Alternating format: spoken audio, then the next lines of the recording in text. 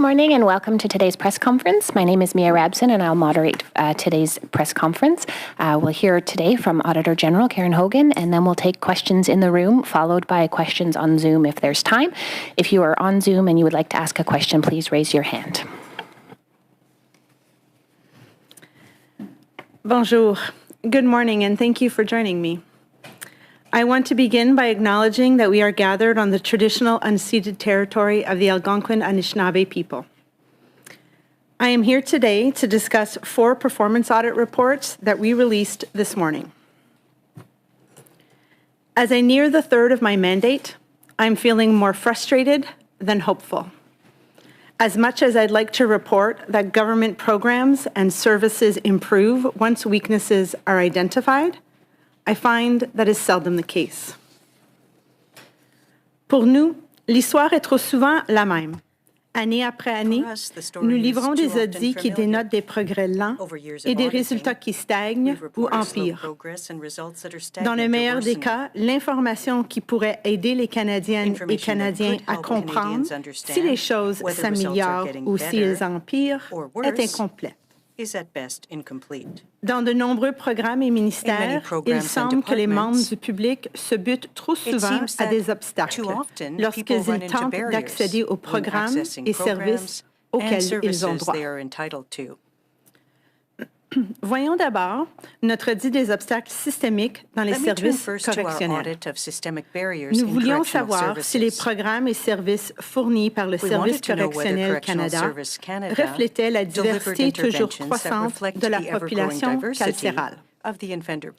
Entre autres, nous voulions savoir si le personnel correctionnel avait la sensibilité et la conscience nécessaires sur le plan culturel pour mettre en œuvre des programmes qui répondaient aux besoins divers des personnes détenues. Si notre objectif était d'examiner si le ministère répondait aux besoins de la population carcérale, nos constats ont fait ressortir que certains groupes de personnes détenues étaient désavantagés en raison d'obstacles systémiques qui retardent leur accès à la libération conditionnelle. En particulier, les résultats associés aux hommes et aux femmes noires et autochtones étaient pires que ceux de tous les autres groupes détenus. De plus, ces personnes étaient confrontées à des obstacles plus grands du point de vue de la réinsertion sociale, sécuritaire et progressive. A systemic barrier results from seemingly neutral policies, procedures, or practices that disadvantages one or more groups. We found not only systemic barriers, but also, in my view, systemic racism in certain instances, where those seemingly neutral policies, procedures, and practices have persisted and have resulted in disproportionately different treatment of some groups of racialized offenders. Correctional Service Canada has failed to identify and eliminate systemic barriers that persistently disadvantaged Indigenous and Black offenders. We raised similar issues in our audits in 2015, 16, and 17, yet the department has done little to change the policies, practices, tools, and approaches that produce these differing outcomes. We found that barriers were present from the moment offenders entered federal institutions. For example, Indigenous and Black offenders were assigned to maximum security institutions by staff at twice the rate of other groups of offenders. They also remained in custody longer and at higher security before their release. Nous avons aussi constaté que depuis nos 3 audits passés, l'accès en temps opportun des détenus à des programmes correctionnels conçus pour les préparer à la libération conditionnelle et favoriser leur réinsertion sociale avait continué d'empirer. En date de décembre 2021, avec l'incidence supplémentaire de la pandémie de COVID-19, seulement 6 des hommes détenus avaient accédé au programme correctionnel dont ils avaient besoin avant leur première date d'admissibilité à la libération conditionnelle.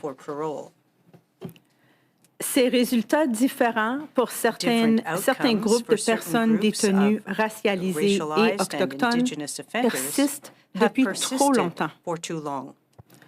Correctional Service Canada must identify and remove systemic barriers to eliminate systemic racism in corrections, including meeting its own commitment to better reflect the diversity of the offender population in its workforce. The department needs to address representation gaps, namely Indigenous representation across all institutions, gender representation in women's institutions, and representation at institutions with a higher number of Black offenders. Next, I will turn to our audit of hard-to-reach populations. We wanted to know whether the federal government ensured that individuals in low-income groups could access the Canada Child Benefit, the Canada Workers Benefit, the Guaranteed Income Supplement, and the Canada Learning Bond. L'Agence du revenu du Canada et Emploi et Développement social Canada savent que les personnes qui peuvent demander des prestations ne le font pas toujours.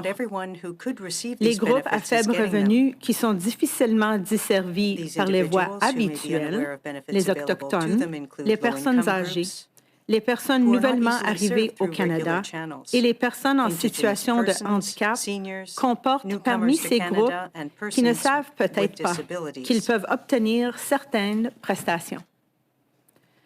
Ces populations difficiles à joindre font souvent face à un ou plusieurs obstacles pour accéder aux prestations. Elles ont donc besoin d'une aide accrue du gouvernement. L'Agence du revenu du Canada et Emploi et Développement social Canada n'ont pas de portrait d'ensemble exact et complet de ces personnes qui n'accèdent pas aux prestations. L'Agence et le ministère ignoraient aussi la plupart de leurs activités de sensibilisation ciblées avaient contribué à faire augmenter les taux d'utilisation des prestations parmi les populations difficiles à joindre. We also found that the agency and the department overstated the rates of people accessing benefits because they did not always account for people who had not filed income tax returns, a requirement to access most benefits. Though the agency and the department have taken some action, they still lack a comprehensive plan to connect people with benefits. As a result, they are failing to improve the lives of some individuals and families who may need these benefits most. Our third audit focused on the processing of disability benefit claims for veterans from the Canadian Armed Forces and the Royal Canadian Mounted Police.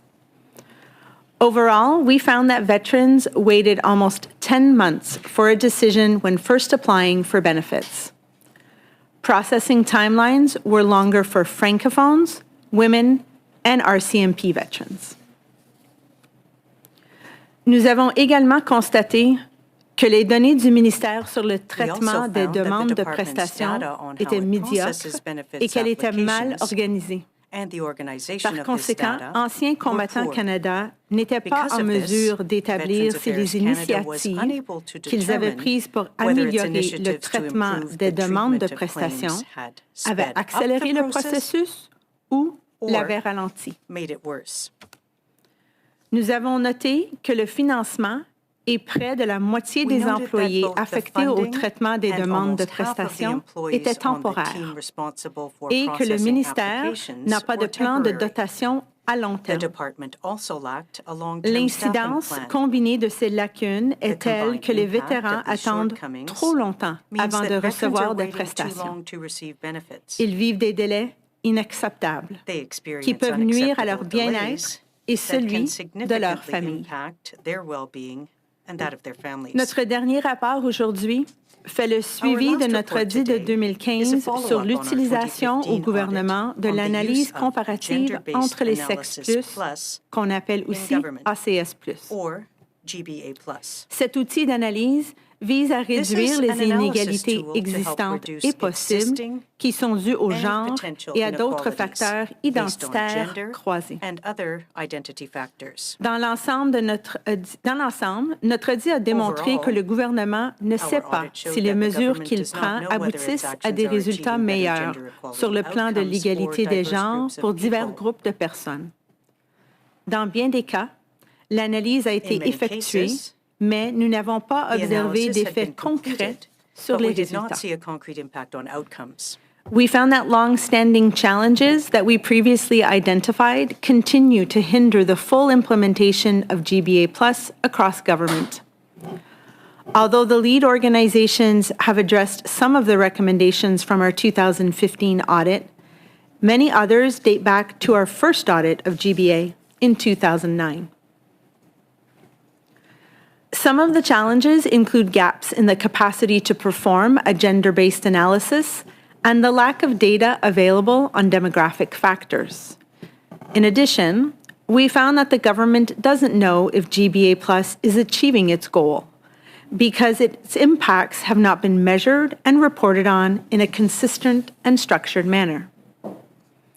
The Privy Council Office, the Treasury Board of Canada Secretariat, and Women and Gender Equality Canada need to better collaborate and ensure that all departments and agencies fully integrate GBA+ in a way that produces real results for all of Canadians.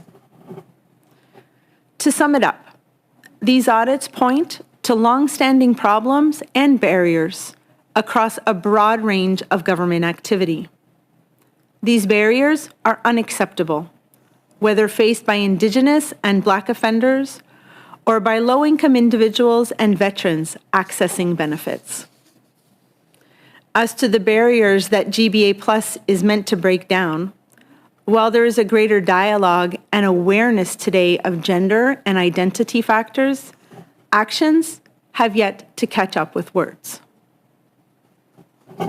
Le gouvernement fédéral doit faire mieux.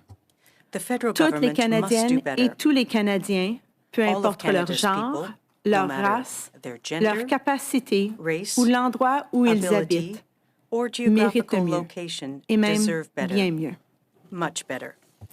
Thank you. Je vous remercie et je suis maintenant prête à répondre à vos questions. I'm now ready to answer your questions. Thank you. We'll start with questions in the room. One question and one follow, and then we'll move to Zoom if there's time. We'll start with David Thurton from CBC News. Hello, good morning. It seems like globally, when you look at all your reports, you're making a statement about how seriously this government takes vulnerable populations, racialized populations, gender diverse populations. So I'm wondering, just to start off with the questioning, what do your findings say about how seriously, how much this government cares about these populations beyond just the words? I think you've probably nailed it right there in that there's a lot of commitments, a lot of action plans, a lot of activity that we've seen across these 4 audits, but previous audits as well. But it's time for really all of that to be translated into concrete, real, different outcomes for Canadians, whether it be individuals who are incarcerated in federal institutions, whether it be climate change, whether it be accessing low-income benefits. It really is about having the information to demonstrate that there is a better outcome, but actually taking some meaningful action to target those vulnerable populations and reach them and remove the barriers to their access to all of the programs that the government offers. So in other words, less appearance and more action, right? That's what you're saying. And then that's my second question. It's been 7 years since Veteran Affairs met its targets for processing applications. Just if you could expand about your concern about that. You've outlined your concern in your opening remarks, but if you could just expand on your concern on what that means for those veterans who have to wait, I believe it's, 9 months, or for on the median wait time was 9 months, what it means for them, and why women's applications are taking so long to process. Did you get any insight as to why it's taking so long? Overall, when I look at the results in our audit on veterans, processing of veterans' disabilities, I'm really left with the conclusion that the government failed to meet a promise that it made to our veterans, that it would take care of them if they were injured in service. The service standard to provide a decision about access to benefits is about 16 weeks or 4 months. What we found was that a veteran was waiting almost 10 months or 39 weeks, which is unacceptable. This has a real consequence on the well-being of our veterans and their families. When it comes to differing groups, we did look at disaggregated data and noted that women, francophones, and our CMP veterans are waiting longer. Now, they're all waiting longer for various reasons. Your question was more specifically about women. And this is where there's a great linkage between all of our reports. If you applied a GBA plus lens to why are women waiting longer, they hopefully would have identified earlier that the application form didn't include a place for the maiden name of a woman. So if you entered or exited a marriage during your service, there was a delay in perhaps matching your service time or your medical records to your application. And as such, it resulted in women waiting longer to hear about whether or not they were eligible for benefits. Kevin Gallagher, CTV News. Hi. So I'd like to just follow up on the report you did under the veterans benefits. I guess the question was really, you point out that there was more money, more staff hired, even though it was temporary. But still, even though those steps were taken, what fell short? Why wasn't the government able to meet this objective? Mm-hmm. So it's an excellent question, and I think I would summarize the why in probably three items.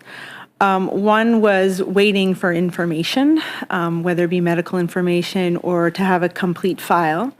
Honestly, it's the mismanagement of some of that information. I'll say there was, some file mismanagement that we absolutely saw. The second thing would be a very large increase in applications over the last few years, and not having the capacity to keep up with that. And then finally, which is linked to that capacity, is that both the funding and half of the employees were temporary. Why that is a concern is that it takes time to train and onboard an individual. And we saw high employee turnover because people were seeking more permanent employment elsewhere, and hence it always just created more issues. We made a recommendation to Veterans Affairs Canada that they need to find a long-term stable way of funding the treatment of applications, because the temporary nature was meant to deal with the backlog. Well, they can't address the backlog, let alone keep up with the increased demand. So it really is time to have a more stable, long-term view of how to process these applications. For Indigenous and Black inmates, what are the specific programs? You mentioned that there is evidence of systemic racism and systemic barriers. So what are the specific programs and the specific barriers here that are are limiting, I suppose, the services in terms of reintegration into society? And I also sort of want to, I know it's a bit of a two-parter in that sense, but you mentioned that there was a higher rate of, maximum security for Indigenous and Black inmates. How is that correlated with the crimes they've been sentenced to? So, I would make an assumption that if they're in a high or maximum security institution, they have been convicted of a crime that was justified. Is there data that points out that there are people who are Indigenous and Black in maximum security prisons who would otherwise be in a medium or minimum security institution given the crime they've been convicted with? I'm sorry, that's such a rambling, long-winded question, but yeah, I think you know where I'm going. Yeah, I understand. Hopefully I'll be able to tackle it all in my response. So if we looked at the systemic barriers that an Indigenous offender faces, they almost face a barrier at every step of the process when they enter a federal institution. And I'll start with the security classification. And the security classification either places an inmate in minimum, medium, or maximum security prison. And there is a rating tool, and that rating tool, while it considers the offense, it heavily weights the age of the first offense and the number of offenses, which disadvantages Indigenous and Black offenders since they are in the system at a younger age. Then that initial classification rating from the tool can be overridden by a correctional officer. And we saw that while it was overridden about 30% of the time across the board, for Indigenous women, they were overridden 53% of the time they were reviewed into a higher security classification. So in the end, resulted in Black and Indigenous offenders being in maximum security prisons at twice the rate if they were men offenders, or 3 times the rate if they were female offenders. So those are 2 of the barriers. Then once you are in a higher level of security, you are then more likely to remain incarcerated until the end of your sentence or to your statutory release. In fact, we looked at how often Indigenous offenders were released compared to other non-offenders. And on average, both men and women Indigenous offenders remain incarcerated 2 much longer than any other offender. When you aren't eligible for parole, you are less likely to benefit from that reintegration and supervision of parole into society. And so it's just every step of the process that I would call a barrier across the system that disadvantaged Indigenous offenders. Erica Ibrahim from the Canadian Press. You say in your report that Veterans Affairs and the government need a sustainable long-term resourcing plan for veterans' disability claims. And I was wondering if you have a sense of why such a plan hasn't been developed in the past, and to what degree should adding permanent staff be part of that plan? I think you alluded to that in your response to an earlier question. But are there other measures in addition to potentially that should be a part of such a plan? Well, what we found in our audit, and it was actually a question that we asked them, was about the temporary nature of a lot of the funding and the staffing. And according to Veterans Affairs, it is done to deal with the backlog. And so what our audit found is not only was addressing the backlog difficult, it was just processing claims in a timely way. So it isn't the Band-Aid solution of temporary funding isn't improving the processing time. We previously audited this in 2014, and the results have not gotten any better. In fact, in some cases, they have gotten worse. And so it's time to find a more sustainable solution that will see veterans receive their benefits in a timely way. After all, it is our veterans who are here to take care of protect our country and keep peace. The government should do better by them. I was also wondering if you could speak about why Correctional Services Canada hasn't been able to deliver needed programming to inmates, to offenders. Why can't they do it? That's an excellent question that I really suggest that you ask Correctional Services Canada. The correctional programs are meant to help offenders overcome some of the risks and deal with some of the reasons for why they are incarcerated, and then allow for a more successful reintegration into society. So timely access is important so that they can then benefit from that supervised reintegration.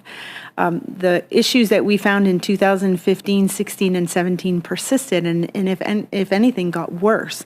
Back in 2015, we saw that about 35% of men offenders were able to access a program before they were first eligible. And over the 4 years in our audit, that steadily declined from 19 to 14 to 11, and then landed at 6% because of the impact of the pandemic.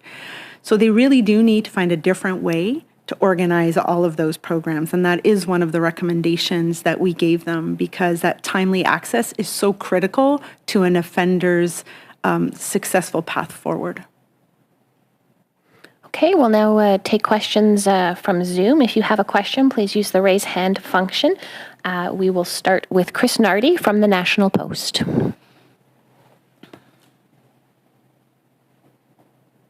Hi there. I wanted to, Ms. Hogan, I wanted to come back to something that you said early, very at the beginning of the press conference, about your general hope and faith in the system at this point. You talked about feeling more frustrated than hopeful, and that the changes that you hoped that would be enacted just aren't coming. Can you expound a bit on that? What has it that, less than 2 years into your mandate, you're already feeling discouraged? Can you point to more specific cases of changes that you've asked for and just haven't come? And what is generally making you feel downtrodden about the government's willingness to improve? So I think I've been here before talking about lack of progress on longstanding known issues on many occasions. We'll look to pandemic preparedness and the need to find a better way to share health information across the country that had not yet been addressed until the pandemic hit. And the reports here are other great examples. These are all subjects that my office has covered before. While they were covered when I was not Auditor General, this is about people. We are talking about Black and Indigenous offenders and being able to reintegrate into society. We are talking about vulnerable populations, low-income populations that need access to benefits to help support their daily lives. And we are talking about the veterans of our country. It's very frustrating and discouraging for the government to know for many years that problems exist, that barriers exist, but that little action is taken to address and eliminate them. So it's time for actions to actually catch up with all of the words. And I'm wondering, are you exploring ways for your office to now put more pressure on the government to enact recommendations? I can't help but notice, I've been in Ottawa for 5 years, and every time you put out a report, the government, quote, accepts all the recommendations. They always sound so good right after the release, but then, as you note, so little progress is done. Are you looking into ways that your office can increase that pressure, do an audit of the result of audits, overall? I don't know, but what are you looking at to increase that pressure? So we've done a few things, and then I'm also going to launch the challenge to the media and all of parliamentarians and all of Canadians, because everyone plays a role in ensuring that government lives up to its commitments to make changes that improve the lives and services provided to Canadians. So 3 of these audits today are actually repeat audits where we are following up on issues that we felt were important and wanted to come back and look at to see if progress happened. We've also launched on our website a results measurement product where you can see that we follow up on certain results from previous audits. We're going to continue to dedicate some resources to that and continue to put some pressure on the government and follow up.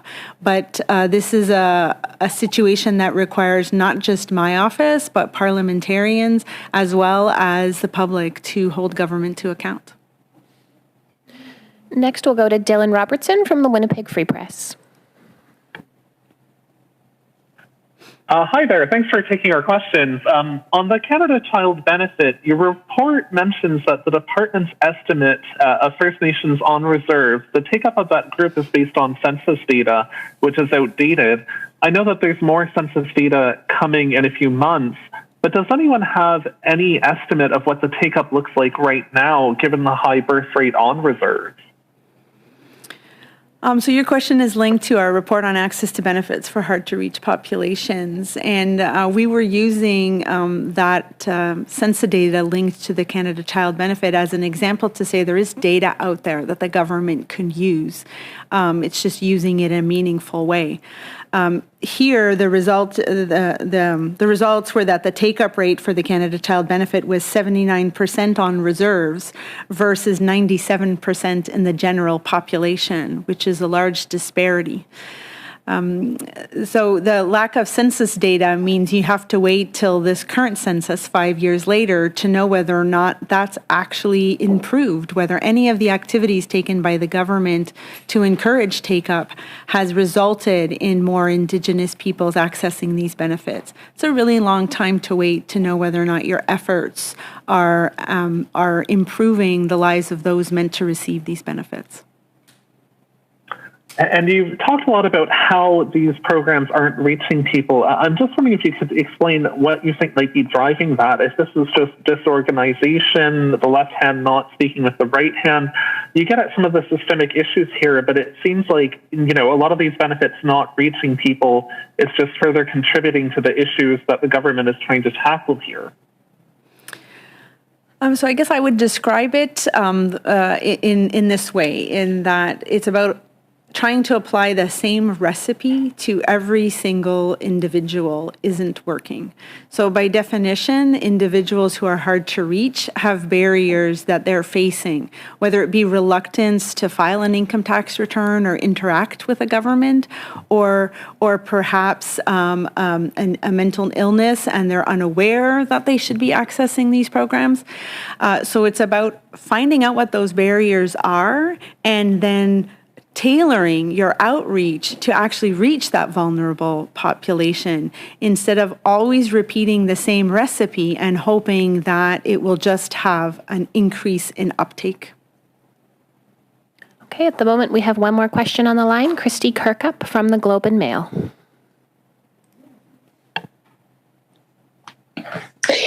Hi, thanks very much for the opportunity. I know you've received additional questions kind of in this vein, but I'm wondering specifically the piece about the Correctional Service of Canada. The report tabled this morning notes again that the overrepresentation of Indigenous people in the federal system has been highlighted previously by your office.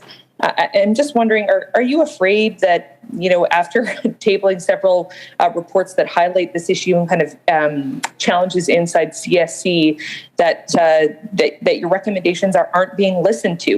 What's going to change this time around? Well, I've had several conversations with the commissioner over at Correction Service Canada, and she herself acknowledged in the recent clerk's call to action that systemic racism exists in corrections. And our report has helped her begin, I think, a first journey towards dealing with that. We've identified some. There are likely other systemic barriers that are resulting in differing outcomes for offenders based on their race or ethnicity. It's now time to tackle those barriers one at a time in order to change the outcomes. And I think it's really needed to look at tools on a much more regular basis than they're currently doing so as the diversity of the offender population continues to evolve. You need to make sure and validate that it's responsive to the offenders that are in your care. Christy, do you have just a follow-up? as a follow-up, yes, thank you. Are you afraid that, I hear that the commissioner seems receptive to this, but beyond that, is there any evidence to suggest that there's actually going to be meaningful change on this front and that your office is not going to have to report on this again? It seems like a bit of a deja vu situation every time you report on this specific agency. I think that's how we started off today, saying I was frustrated and I'm discouraged that the fact that Correction Services Canada knows about these barriers, knows that they need to break them down and change the differing outcomes, and they haven't taken action. We will obviously, as I stated previously, keep monitoring them, but it is also up to Parliament to hold them to account in order to make meaningful change. It is long past due that Black and Indigenous offenders have outcomes that are better than they're experiencing right now.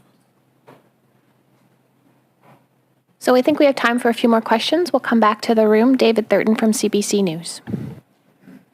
Hi, yes, I just wanted to come back to some of the analysis that you've done with the hard-to-reach populations. Do you have a sense of what percentage of the target population the government is missing because they're not really accounting people who aren't filing their taxes, if I understood your report correctly? Do you have a percentage of how much people we're leaving out? Unfortunately, I don't have a sense, but neither does the government. Right? So it is estimated that approximately 10% or a little more than 10% of the population that should file tax returns is not filing tax returns. And that's just a portion of the individuals perhaps that are hard to reach. So these programs that we looked at are income-tested programs, and they are programs that you could explore, as they're doing with the Guaranteed Income Supplement, a different way of demonstrating income other than a tax return. And it's that sort of creative thinking to go out and reach that hard-to-reach population, which might be helpful in trying to actually increase uptake in some of these programs. Do you have a follow-up, David? Yeah. And if I could just if we could just talk about the vet delays. You did a good job explaining what the problem is with women. Can you maybe dig into a bit with why there seems to be a gap with francophones in particular when it comes to the difference? There seems to be a problem versus anglophones versus francophones in processing their applications. What did you find there? Mm-hmm. So as I mentioned previously, we did see that all veterans overall are waiting much too long for the benefits that they should be receiving. And we identified that three populations, the women, francophones, and RCMP, are waiting longer than the average veteran, which is 39 weeks. When it comes to francophones, we saw a different reason. They were all for very different particular reasons. A few years back, there was a report done, I believe, by the Ombuds office that noted that francophones were waiting very long for their benefits. And at that time, a group was added to the Montreal office, and a francophone group was added in order to handle the processing of francophone applications.